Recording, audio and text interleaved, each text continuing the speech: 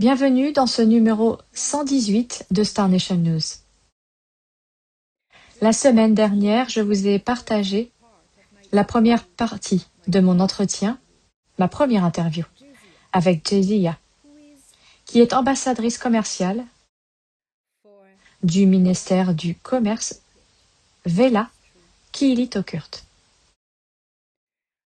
Après la fin de la guerre, dans ce secteur galactique et dans le reste de la galaxie, par la suite à la chute de deux empires maléfiques, les Nébus, les Gris d'Orion, et les Draco-reptiliens Sicars.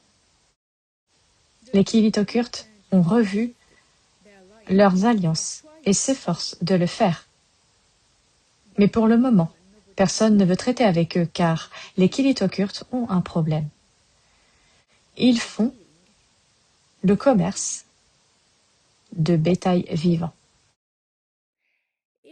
Dans cette deuxième partie de mon premier entretien en personne avec cette femme Kiilitoqurt,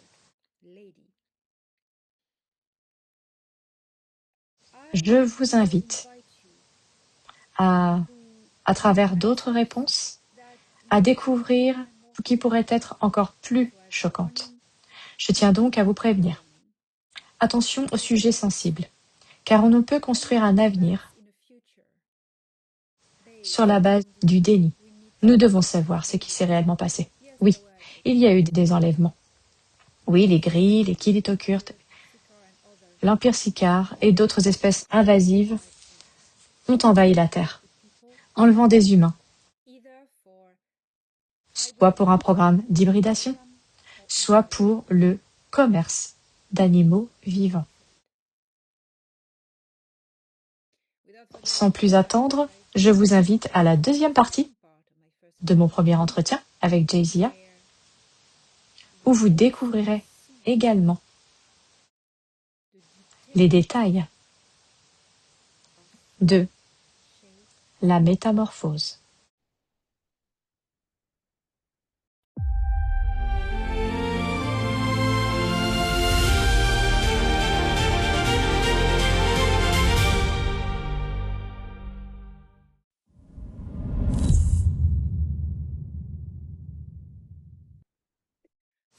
Je me trouvais donc ici, assis avec Toran Eredion et Jayzia, l'ambassadrice commerciale des Kiilitoqurt. Elle était venue pour tenter de conclure des accords pour son peuple et le hub près de Jupiter. Une tâche extrêmement fastidieuse, très ennuyeuse. Et les Kiilitoqurt ont l'audace de demander cela, eux qui, comme elle l'a avoué, ont fait commerce avec 16 millions de personnes hors de notre monde. J'ai été aussi choquée que vous tous lorsque vous l'avez appris la semaine dernière. 16 millions de personnes. C'est énorme. Et cette conversation a fait ressortir un point crucial. Non seulement sur le plan éthique, mais aussi concernant l'évolution de la conscience d'une civilisation. Les Kiilitoqurt ont une avancée technologique par rapport à la civilisation terrestre. Mais cela ne signifie pas qu'ils aient progressé en conscience. Comme l'a rappelé Jayzia, les Kiilitoqurt ne sont pas des humains. Et vous en apprendrez davantage sur la nature profonde dans ce numéro. Exactement. Oui, ce sont des ovipares et ils possèdent un génome spécifique qui leur permet de changer de forme, comme vous le verrez.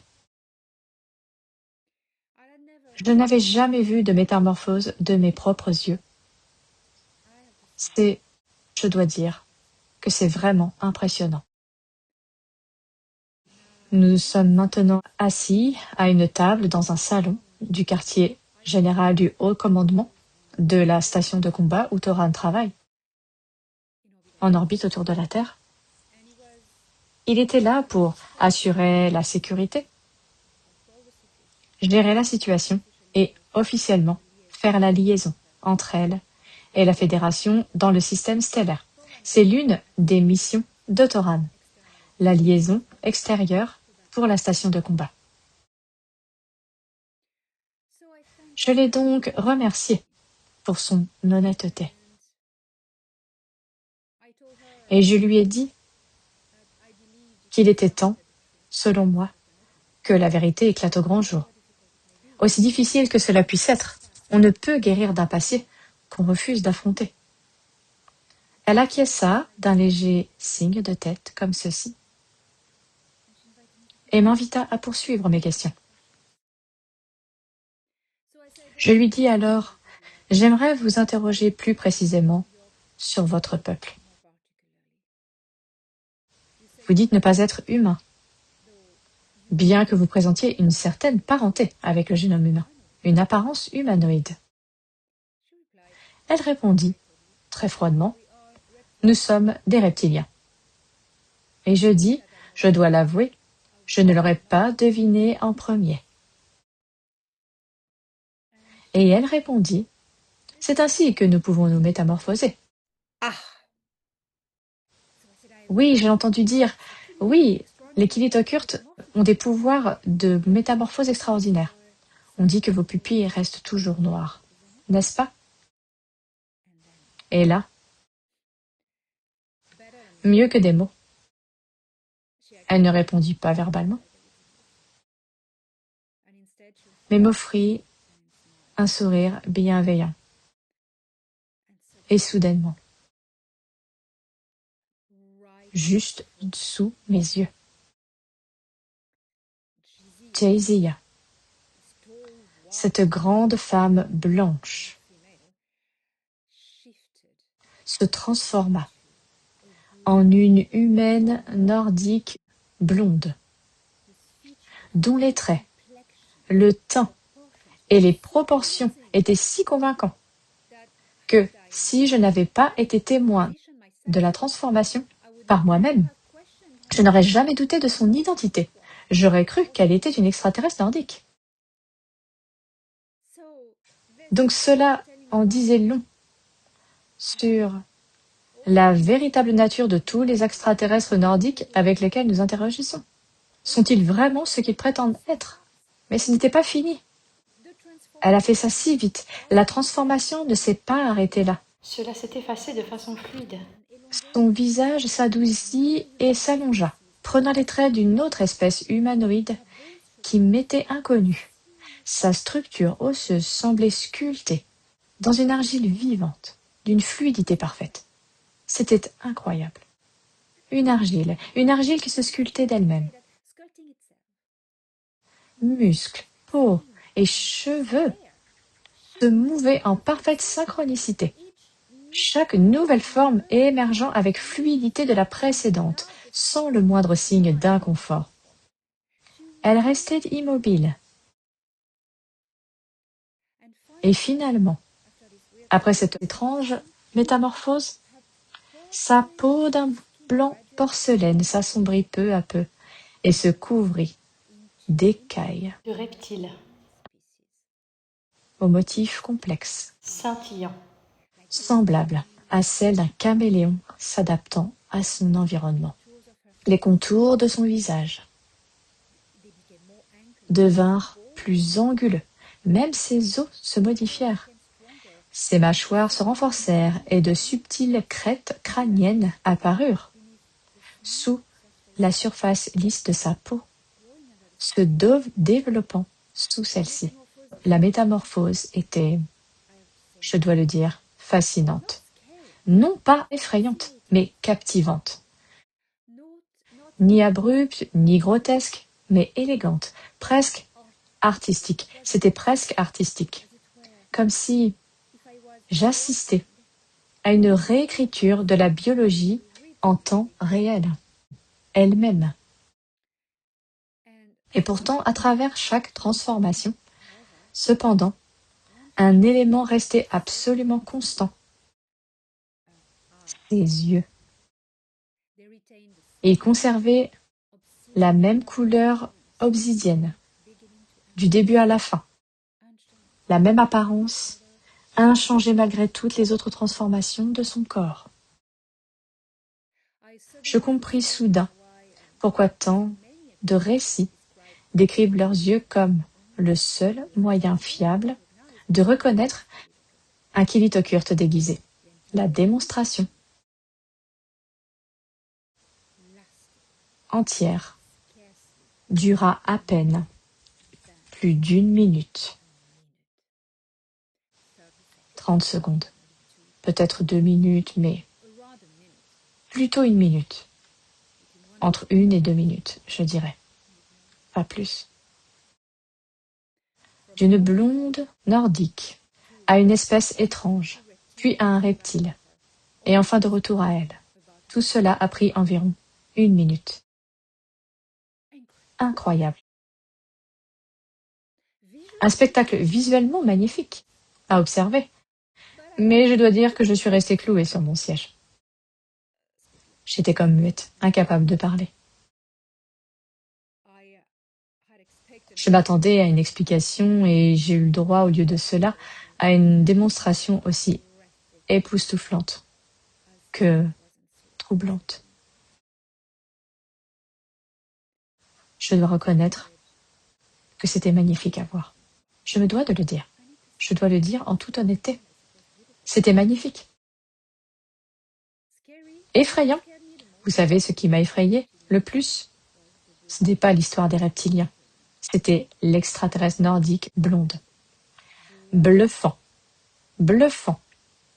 Quoi qu'on puisse penser des Kilitokurt, il était indéniable que sa biologie métamorphique a été d'une beauté et d'une sophistication extraordinaire, unique. J'ai alors réussi à articuler quelques mots et je lui ai demandé: est-ce que cela fonctionne en trompant mon esprit visuellement? Mais j'étais encore sous le choc de ce que je venais de voir, pour assimiler. Ou bien j'ai dit: est-ce une sorte de projection télépathique? Non, répondit-elle. C'est ainsi que fonctionnent les Akara, mais pas nous.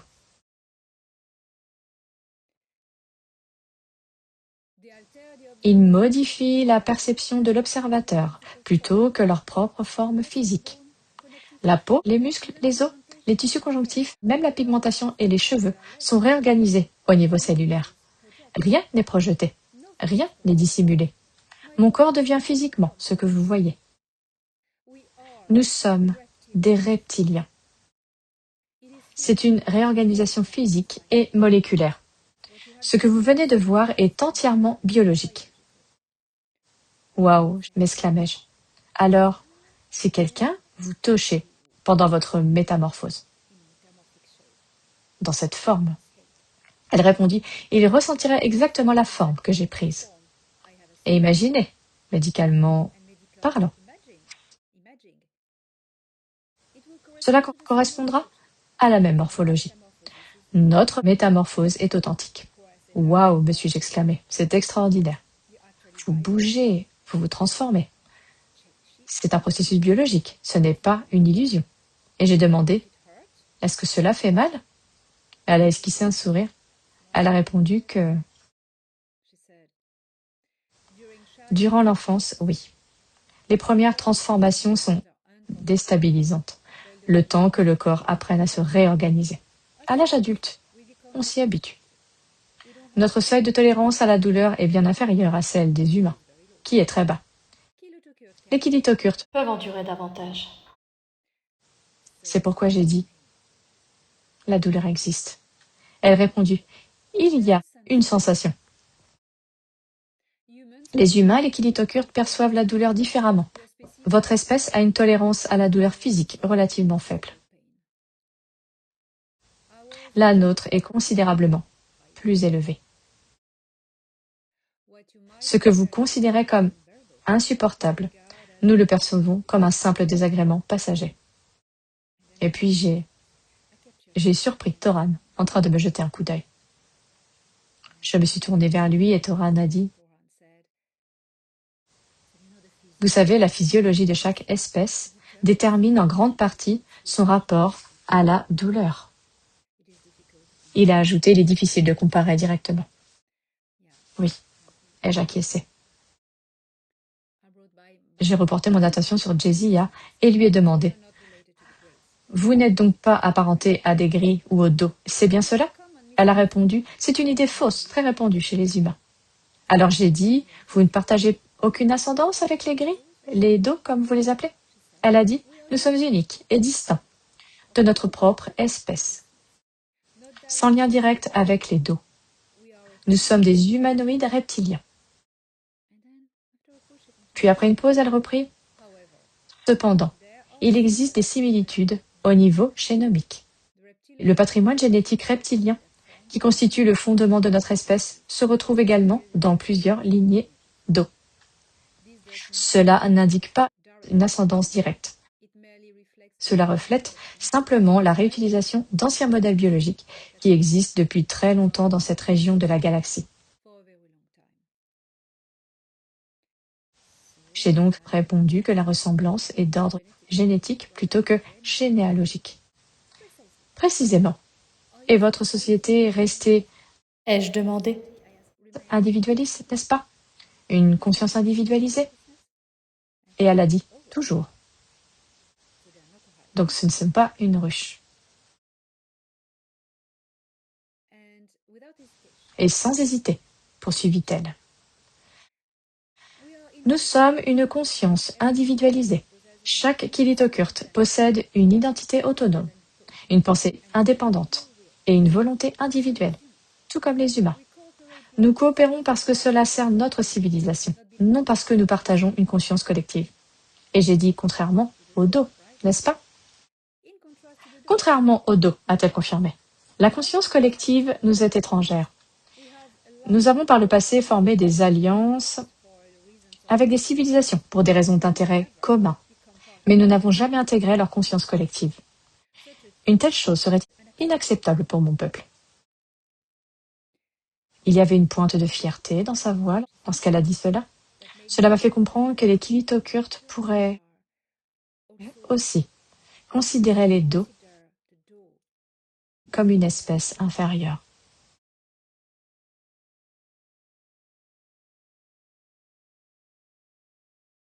Notre individualité, poursuit-elle, est l'une des plus anciennes caractéristiques de notre espèce.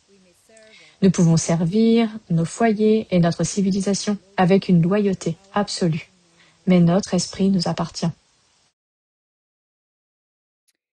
À cet instant précis, Thoran marqua une pause, son expression changeant légèrement lorsqu'il reçut une communication via son interface neuronale.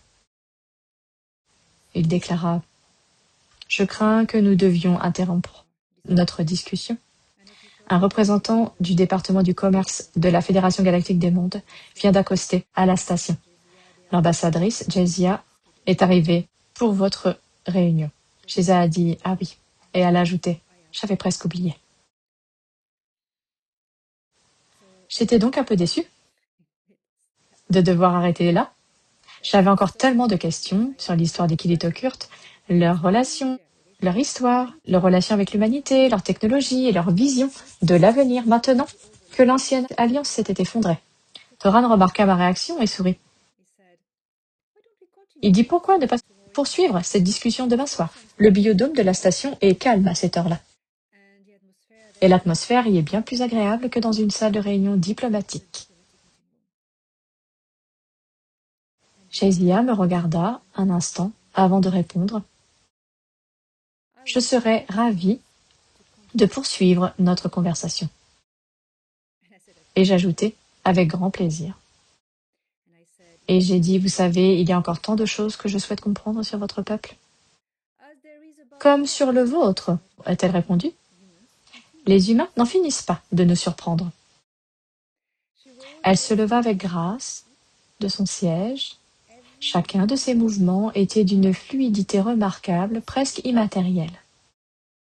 Un bref instant, je croisai son regard d'obsidienne profond, immuable malgré toutes les transformations qu'elle avait accomplies.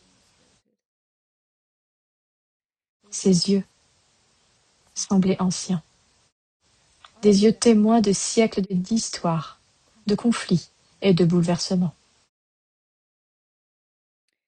Elle accomplit une dernière fois un geste d'adieu Kilitokurt, sa main élégante, s'avançant légèrement vers moi avant de se lever ainsi.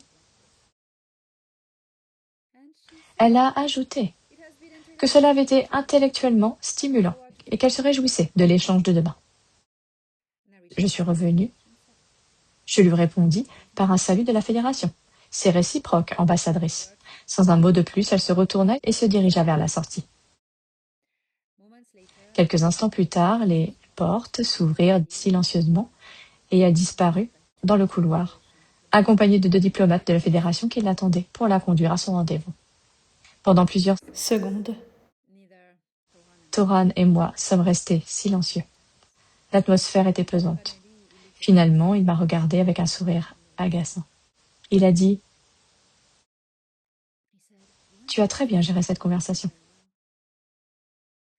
J'ai répondu « Je n'en suis pas sûre. » Et il a dit « Oui, tu es restée respectueuse sans compromettre tes principes. » J'ai dit que c'était difficile et je m'attendais à ne pas l'apprécier. Et alors? Eh bien, je suis intriguée parce que je ne la déteste pas complètement. Elle a quelque chose de vraiment intrigant.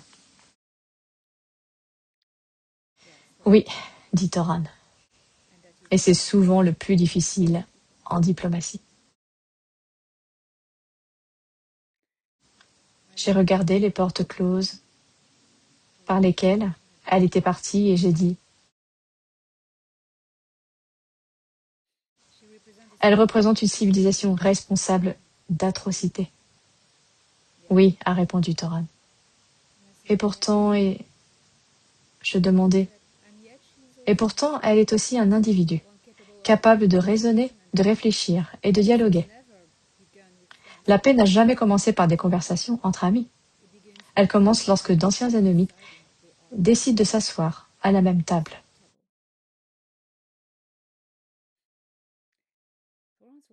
Les paroles de Toran résonnèrent en moi un instant. Je pensais que le lendemain soir, sous la canopée végétale du biodôme de la station, notre conversation reprendrait. J'avais comme l'intuition que les questions à poser seraient encore plus révélatrices que celles déjà résolues.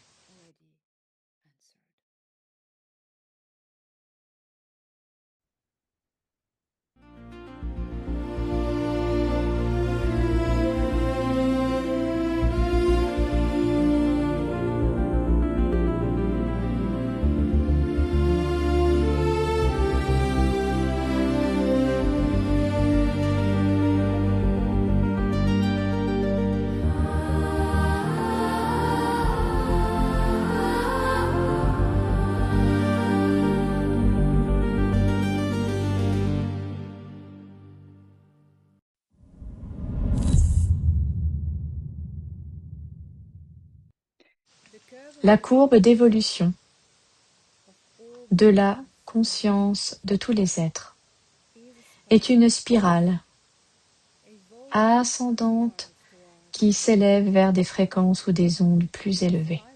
Cette spirale est basée sur la suite de Fibonacci et son évolution ne se fait pas latéralement, comme celle d'une coquille par exemple, mais verticalement en fréquence. C'est une spirale interdimensionnelle, une spirale interdensité, si vous voulez, une spirale de densité de conscience. À l'heure où nous parlons, vous êtes la dynamique par les choix que vous faites. Ignorer un défi évolutif ou l'affronter et le résoudre. Le résoudre vous propulse dans une nouvelle dimension de conscience. Vous devenez plus sage, plus intelligent, plus confiant,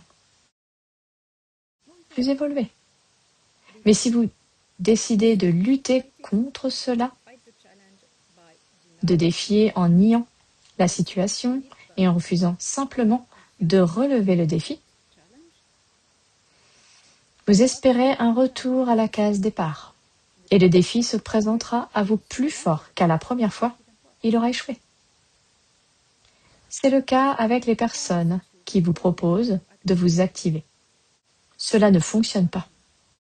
C'est de l'arnaque commerciale. Les gens pensent qu'ils vont toucher à vos chakras ou faire je ne sais quoi de mystique sur votre aura, n'est-ce pas? Oui. Non. Activation de quoi? Y avez-vous déjà pensé? Activation de quoi?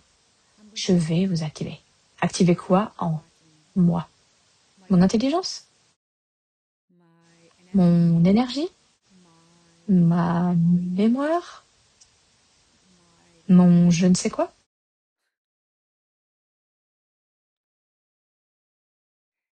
C'est absurde.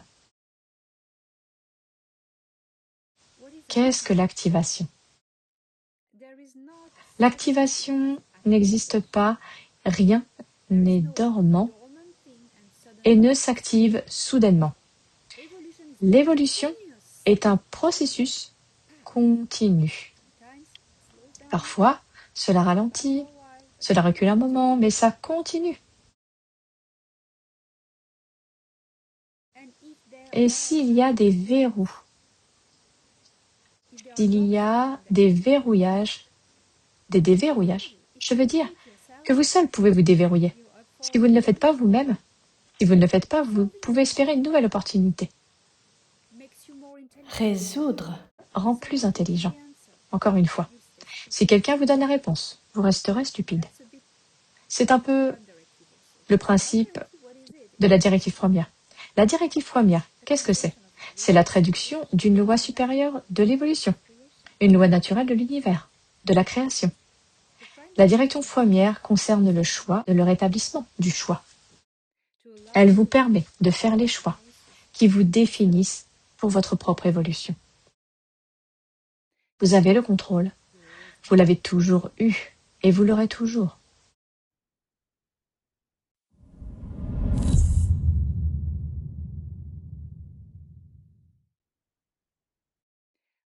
Lorsque l'espoir vous semble un rêve lointain, une chimère dont vous ne voyez pas le lien avec votre réalité,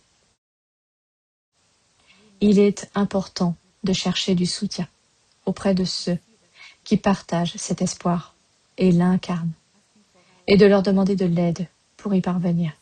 Beaucoup d'entre nous ont la capacité de faire le lien avec l'avenir. Si vous vous sentez perdu, piégé, tournez-vous vers ces personnes, vos frères et sœurs qui empruntent ce pont. Ce n'est pas que vous soyez déconnectés, non, non, non. Parce que vous allez tous vers cet avenir, c'est simplement que vous ne voyez pas le pont. Il y a comme un brouillard qui vous empêche de voir. Ce brouillard est créé par votre esprit. Prisonnier de vos peurs, de vos insécurités, de vos problèmes, qu'ils soient financiers, personnels, professionnels, familiaux, amoureux ou autres. Ils brouillent votre vision. Je ne vous dis pas d'ignorer vos problèmes, vous devez les affronter. Souvenez-vous de la courbe de l'évolution. Vos problèmes sont vos maîtres. Ils sont là pour vous faire évoluer et devenir une personne plus forte et plus sage.